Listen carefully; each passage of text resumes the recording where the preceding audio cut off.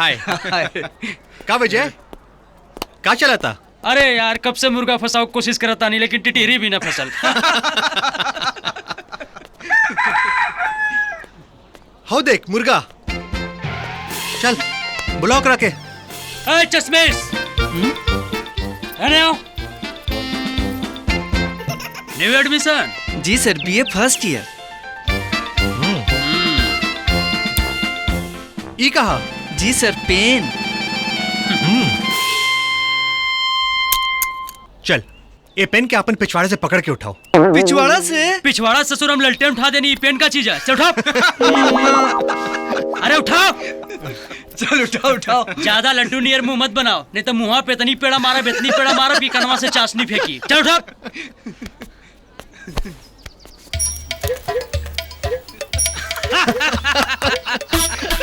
इतना मत रगड़ नहीं तो चिंगारी निकल जाएगी।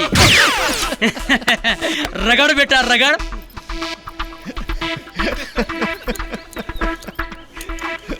सर ये तो नहीं के पकड़ा। चल उठ। हम पकड़ के दिखावा तानी। ई रहल पेन के अगवाड़ा और ई रहल पेन के हाँ। और ई पेन के हम पिछवाड़ा से पकड़ के उठा लेनी। सर ये तो बहुत ही आसान रहा। अच्छा तो चल हम तोरा के एगो और आसान काम बतावा तानी। बताई बताई। तुहार फेवरेट हीरो कौन है? शाहरुख खान। अरे वाह, किंग ऑफ रोमांस। तू तो बड़ा रोमांटिक बड़ा। तब तो तुहार कोनो फेवरेट गाना भी होई? तुझे देखा तो ये जाना सनम। अरे वाह वाह, तनी तनी गा के सुना दा। तुझे देखा तो रुक रुक ये रुक रुक रुक रुक। और बताओ तोहार कुछ ना। उ जीन्स वाली लड़की लौकतिया? हमरो पीछे पड़ल रहे। लौकतिया लौकतिया। हाँ त जा और ई गाना ओकरा के सुना के आवा। और हाँ एकदम शाहरुख खान स्टाइल में सुनाइया। ना सर। जाइबा की पिटाइबा? चल। जाता नहीं जाता नहीं। जैसे पढ़े बैठे। हेलो। तुझे देखा तो ये जाना सनम, प्यार होता है दीवाना सनम।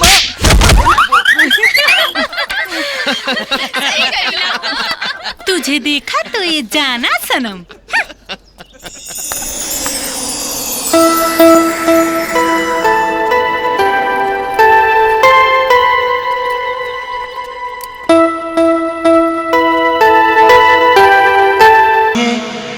अमर का भइल यार?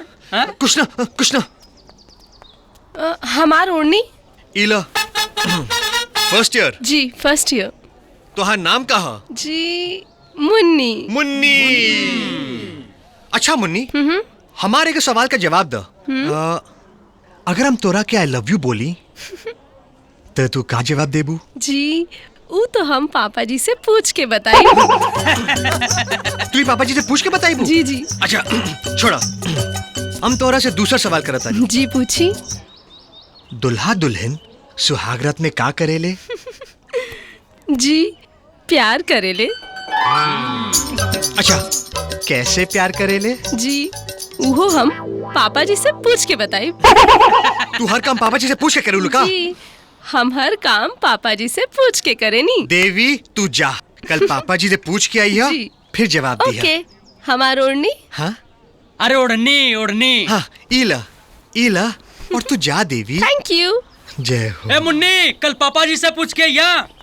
जी जी जरूर पूछ के आए। अमर हाँ वैसे एक बात बताई भाई, बैंक से लोन लेके कॉफी पिए ये, लेकिन इ लड़की के पटाइए जरूर, बड़ी बुम्बार्ड बा। छोड़ना यार।